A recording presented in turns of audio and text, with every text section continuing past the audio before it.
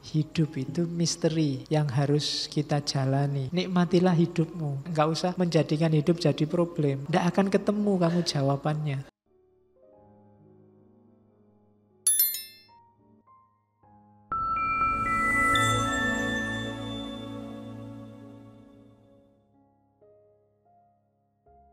Oke, bismillah. Assalamualaikum warahmatullahi wabarakatuh.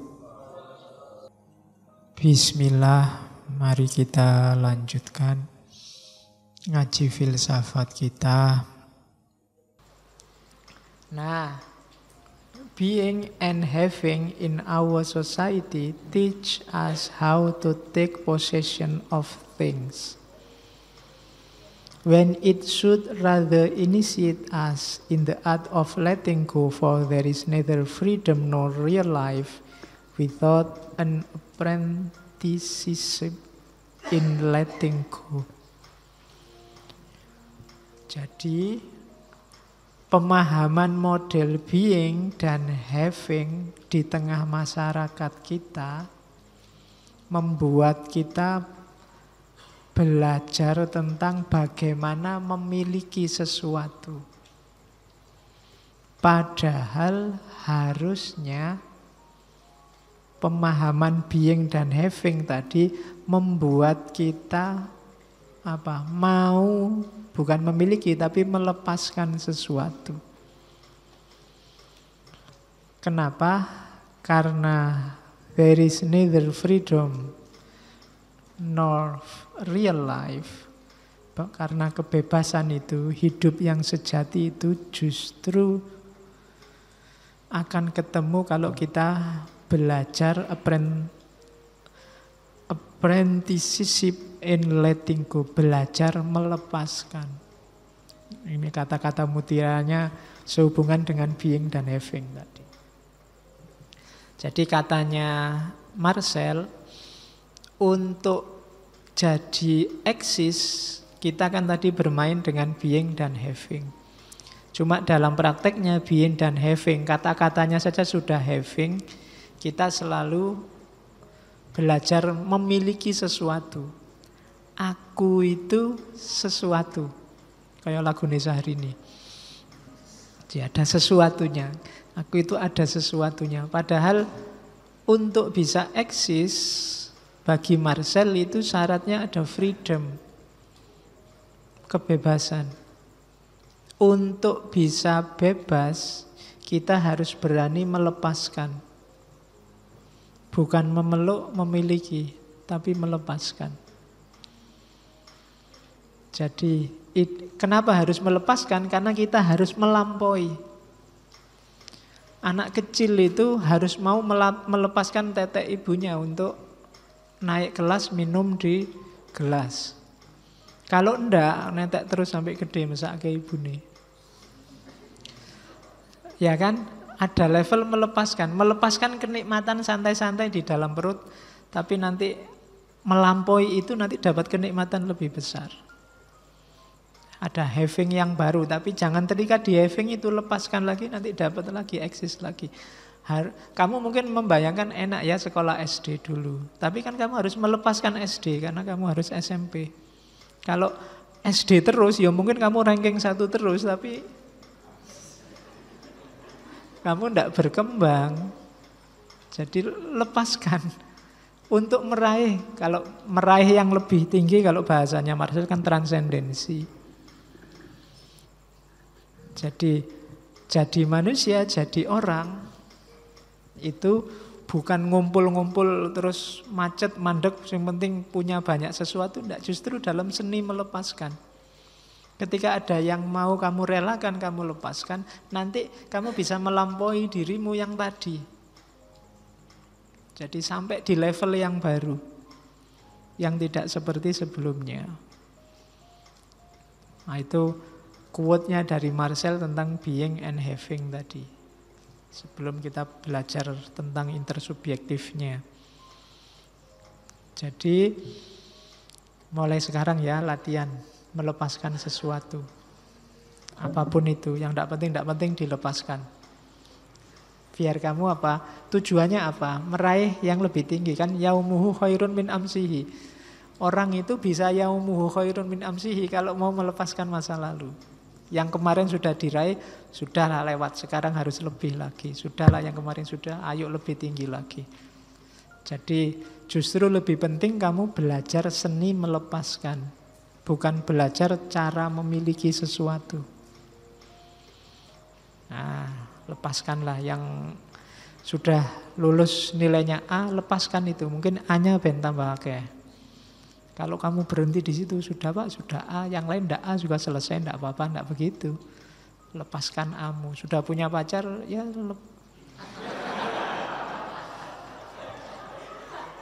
Loh kan kamu nanti ndak bisa eksis lebih tinggi lagi, sopo ngerti, dapat pengalaman baru. Ya. Kan harus variasi. Kalau pacaran kan boleh ganti-ganti tuh, kalau nikah sekali aja. Kecuali pengen tambah. Ndak harus dilepaskan, ditambah. Oke, ini Marcel. Terus dari tadi, being and having tadi, maka Marcel punya rumus refleksi level pertama dengan refleksi level kedua. Refleksi level pertama itu refleksi yang subjek terpisah dari objek.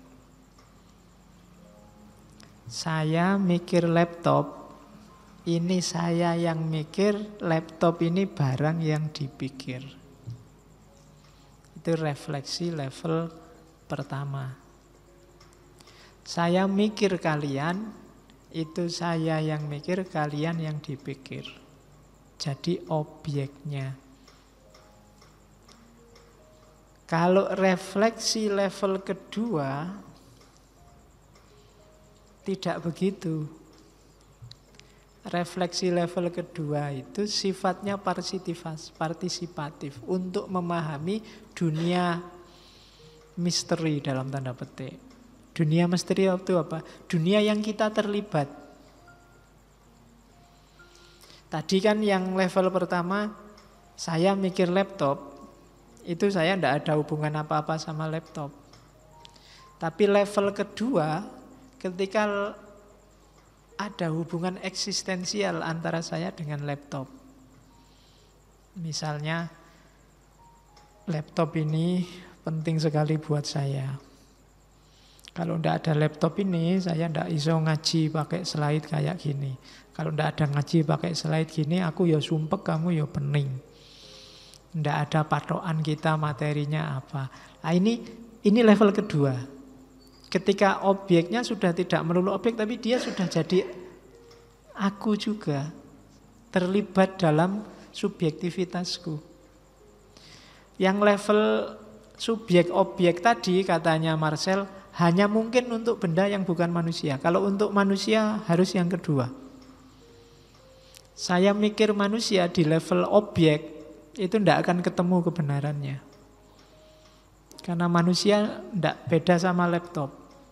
Kalau laptop ada sisi objektifnya. Bisa dipahami lepas dari subjek. Meskipun nanti di level kedua dia bisa masuk ke subjek. Tapi memahami manusia harus selalu level kedua. Jadi mungkin kalau bahasa yang lebih khas, yang pertama penjelasan, yang kedua penghayatan. Jadi kalau objek biasa, laptop ini kan bisa cuma saya jelaskan. Laptop ini 14 in, mereknya Lenovo. Harganya paling, kalau ini dijual paling 1 juta, tidak ada yang mau. Misalnya, ini kan bisa dijelaskan begitu. Bisa juga di level penghayatan. Laptop ini meskipun dijual 1 juta, tidak ada yang mau. Ada yang nawar 10 juta pun nggak akan tak kasih. Karena di sini ada kenanganku bersama. Nah, ini level kedua, level penghayatan. Nah, yang level kedua ini untuk manusia. Untuk memahami manusia. Karena manusia tidak bisa diposisikan di level pertama. Jadi memahami sesama manusia, orang itu kayak tadi loh, memanusiakan manusia. Itu bisanya di level refleksi level kedua. Refleksi level pertama itu namanya problem. Refleksi level kedua namanya misteri. Jadi kalau ada yang tanya bedanya apa problem sama misteri, kalau problem itu berjarak, subjek objek. Problem itu sesuatu yang dihadapkan pada kita untuk dicari solusinya. Dia berasal dari luar diri kita. Kalau misteri itu sesuatu yang melibatkan kita langsung. Kayak tadi loh, laptop kayak gini aja ndak boleh dibeli 10 juta. Ada misterinya. Jadi kita harus ngecek ini misterius. Misteri itu berarti apa? Subjeknya terlibat langsung di situ. Kalau problem itu kan ada masalah di depan kita, misalnya loh LCD-nya kok kedip-kedip mau mati, itu kan problem. Dicarikan solusi. Tapi kalau misteri itu tidak serta-merta bisa dicari solusinya. Kayak agama itu misteri. Terlibat dalam diri kita langsung. Menjelaskannya nggak sesederhana menjelaskan kayak orang sholat itu kalau tidak diselami sebagai misteri itu mungkin hanya kayak orang olahraga, senam, apa yoga. Tapi tidak, dia ada makna khusus yang hanya yang ngalami yang ngerti. Jadi hanya yang ngalami langsung yang ngerti. Makanya contohnya dari siapa? Marcel bagus di kalimatnya. A mystery is a problem that encloses human itself because the questioner become the object of the question. Misteri itu problem yang mempertanyakan dirinya sendiri. Kenapa? Karena saya yang bertanya itu yang terlibat. Contohnya gampang, getting to Mars is a problem. Falling in love is a mystery. Manusia, gimana caranya manusia bisa sampai Mars itu problem. Di luar diri kita, ya mungkin dikalkulasi pakai astronomi, pakai teori antariksa, tapi jatuh cinta itu misteri. Tidak bisa kamu jelaskan, kenapa sih kok kamu jatuh cinta padanya, itu kamu jawabnya mesti pelekak-pelekuk. Apa ya, yang lebih jelek kan banyak. Ya. Karena kalau yang lebih cantik mesti jawabmu gampang. Lebih cantik tidak mau Pak sama saya. Kok itu yang kamu pilih? Alasannya apa? Terus kayak gimana sih jatuh cintamu itu? Dalam mana antara cintamu sama temanmu, sama orang tamu, sama saya? Kamu jawabnya mesti pontang-panting. Sama kayak tadi, wong laptop kayak gini aja kok enggak boleh 10 juta. Wong itu 1 juta aja enggak ada yang mau. Rahasianya apa sih? Hanya gara-gara dikasih pacarmu, mbok sudah kamu jual aja 10 juta, nanti pacarmu kasih uang suruh beli laptop lagi kasih kamu, kan sama aja. Tapi kan enggak bisa sesederhana itu namanya misteri. Kok sampai segitunya ya orang mau bla bla bla bla, biasanya kamu begitu, itulah misteri. Hubungan subjek dengan subjek. Tidak sederhana kayak menjelaskan objek. Kalau problem sih sederhana, dicarikan solusinya di luar diri. Tapi kalau misteri itu kan jarang misteri yang terungkap. Misteri itu selalu remain misteri, selalu jadi misteri. Ada mahasiswa cakep, pasangannya tidak cakep. Kamu kan heran, dipikir pakai akal karena kamu berjarak. Nggak nyampe pikiranku, kok mau ya, mbok ya sama aku aja misalnya. Padunya kamu karepe ngono. Tapi ndak, that's mystery. Jadi kalau ada lagu judulnya Misteri Cinta, itu berarti yang ngarang pernah baca Gabriel Marcel. Jadi cinta itu misteri, tapi datang ke Mars itu problem. Jadi hubungannya sama tadi, refleksi pertama itu berpikir problem, refleksi level kedua itu berpikir tentang misteri. Hubungannya yang pertama biasanya unsur having, yang kedua unsur being. Teorinya sederhananya begitu.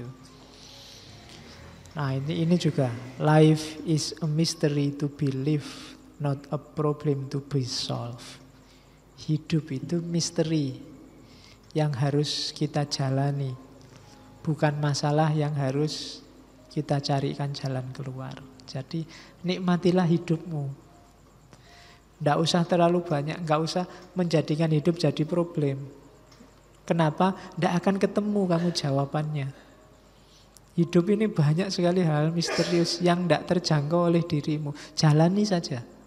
Nikmati indahnya misteri. Jadi, life is mystery to be lived. Jalani hidupmu, nikmati detik demi detik. Wong nggak bisa diulang. Kamu jadi mahasiswa ya cuma sekarang. Besok sudah nggak mahasiswa lagi, sudah jadi bapak, sudah jadi pekerja, pegawai. Kamu mungkin ngaji di sini juga nikmatilah karena mungkin dalam durasi waktu tertentu sudah tidak bisa ngaji lagi, sudah pulang kampung, bisanya cuma komentar di WA, say hello sama kan, jadi nikmatilah. Mungkin ketemu saya juga ada durasinya pasti, dinikmati, semuanya nikmatilah. Misterius memang, tiba-tiba di masjid ada ngaji filsafat dan kamu kok mau ngaji, biasanya neng masjid males, sekarang mau ngaji ke masjid, itu kan misterius. Bapakmu mungkin ya heran loh. Kalau kamu di WA bapakmu, di mana le? Ngaji pak di masjid, itu bapakmu heran, geleng-geleng. Iya, heran aku, anakku saiki sopo masjid. Jadi itu khas. Jadi life is a mystery. Jadi misteri itu unik. Bukan berarti tidak bisa dipikir jalan keluarnya, bisa. Cuma tidak simpel. Jalurnya tidak logika tapi refleksi. Refleksi itu dipikir dalam.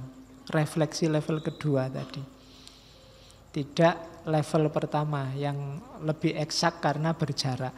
Berjarak itu objeknya jelas tapi di luar penghayatanmu.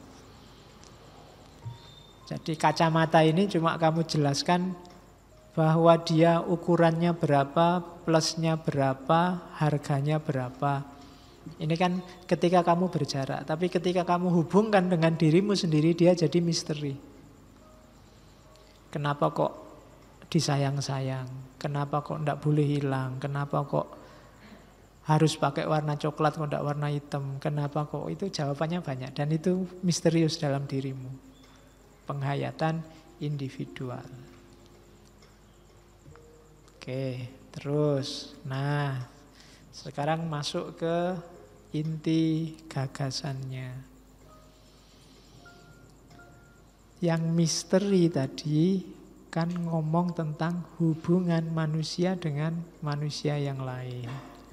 Nah, hubungan manusia dengan manusia yang lain itu ada juga yang sifatnya refleksi pertama, tidak refleksi kedua. Ada juga yang sifatnya problem, tidak misteri. Hubungan yang sifatnya refleksi pertama itu hubungan aku dan dia. Kalau dia itu kan jauh. Jadi bahas orang di luar kita itu kan dia. Kemana dia pergi, kita sedang menyampaikan ke orang lain tentang dia. Jadi hubungan yang dilandasi oleh problem dalam tanda petik tadi, hubungan yang refleksi pertama, hubungan aku dan dia. Disinilah biasanya ada problem broken world tadi. Hubungan yang terjadi karena orang lain itu hanya dilihat fungsinya. Dia itu selalu dia sebagai dosen, sebagai mahasiswa, resepsionis hotel, sopir, dan lain sebagainya. Mereka diposisikan sebagai dia karena butuhku ya fungsinya itu saja. Jadi, dan posisinya ya sebagai problem. Dianalisis. Kalau kamu ngomong dia kan selalu dosen kok kayak gitu modelnya. Itu kan pasti ketika kamu ngomong gini, dalam posisi dosen itu sebagai dia. Tidak mungkin dosen sebagai kamu. Kalau dosen itu sebagai kamu, dia ada di depanmu ngomong, Pak dosen kok begitu, kamu tidak berani. Jadi ketika itu dia, tadi saya ngomong penunggunya warung, itu kan selalu dia. Ya kan? Presiden itu selalu dia. Jadi hubungan aku dia itu sifatnya jauh. Makanya modelnya problem, dia bisa dipecah-pecah, dianalisis, dicek sesuai fungsinya apa enggak. Menunjukkan ketidakakraban. Kalau kamu menganggapku hanya sebagai dosen saja titik, itu menunjukkan kamu belum akrab.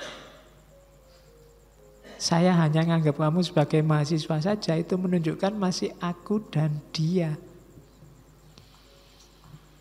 Dia loh Pak Faiz itu yang ngajari saya, atau dia loh kamu yang belajar di masjid malam hari ini.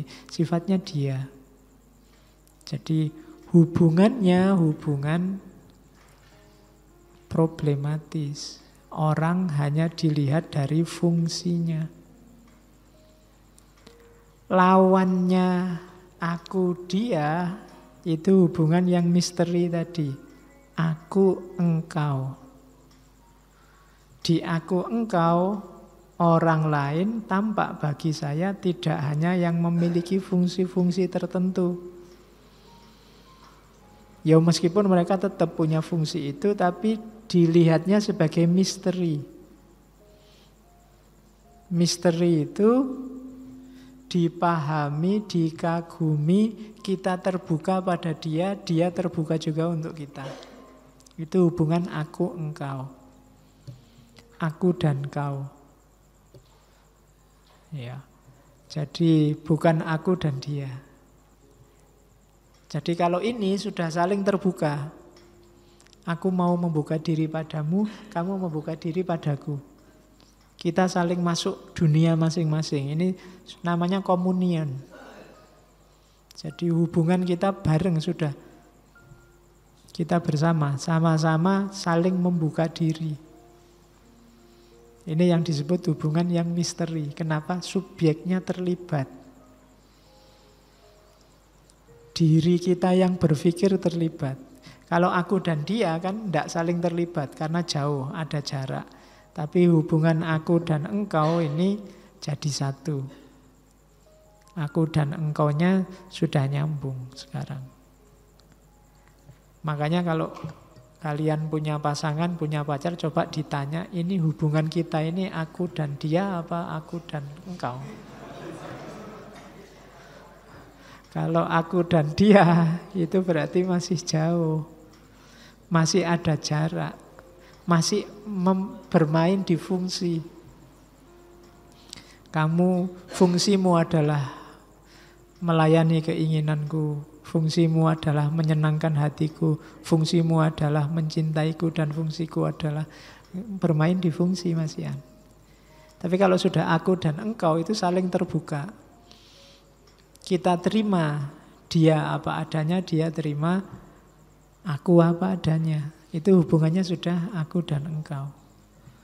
Itu hubungan di level misteri. Jadi biarlah cintanya jadi misteri. Cinta kita cinta yang misteri, bukan cinta yang problematis. Kalau cinta yang problematis, cinta yang masih kalkulasi-kalkulasi fungsional. Masih ada kepentingan-kepentingan egois.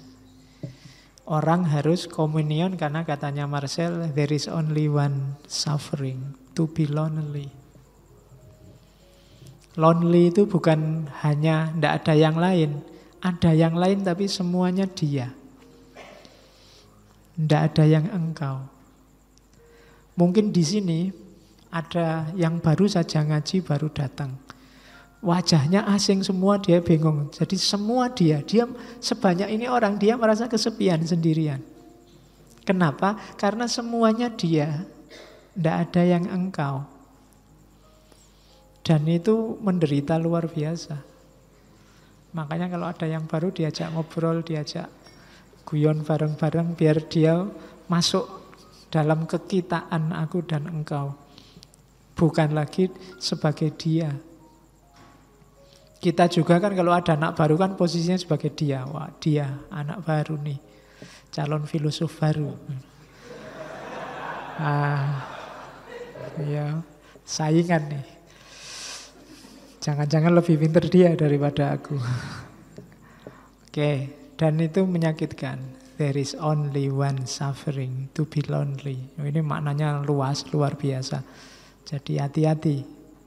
Sakit yang paling sakit itu sendirian. Makanya kemana-mana carilah teman. Masuk surga aja kalau sendirian mungkin kamu ya sumpek. Dewe, yang lain kemana? Ke neraka semua, kafir kabeh Pak. Saya sendirian di sana. Ya. Maka dakwahlah, ajalah yang lain ikut masuk surga. Bareng-bareng di sana seru loh. Kalau kamu sendirian sumpek nanti. Oke, kenapa there is only one suffering? To be lonely.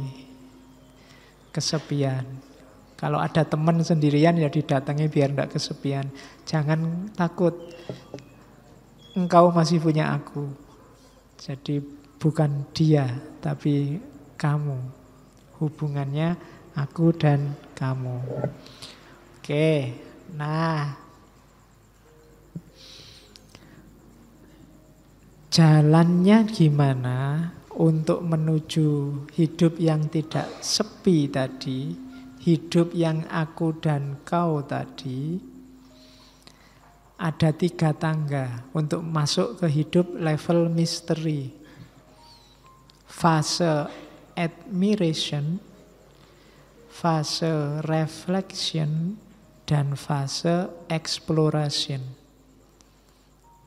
Jadi ketika bertemu seseorang, yang pertama hargailah dia,